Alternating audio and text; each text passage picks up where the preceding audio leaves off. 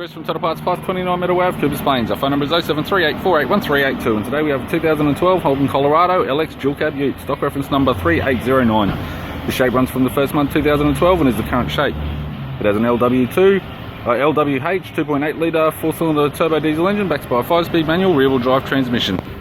LWH 2.8 litre 4-cylinder turbo diesel engine. This vehicle has sustained damage in the front end. It's fitted with factory 16-inch steel rims. Left front has a ball tyre. We have the left power door mirror, clear coat peeling off the top edge. Left front door appears to have no damage. Left rear door also appears to have no damage. Left rear 16-inch steel rim with an average tyre. It's got a factory fitted alloy tray supplied with all bolts and brackets, tail lights and guards. Factory fitted tow bar supplied with all bolts, brackets, loom and neck. Right rear 16-inch steel rim with a good tyre. Right rear door appears to have no damage. Right front door has one small dent. Right power door mirror.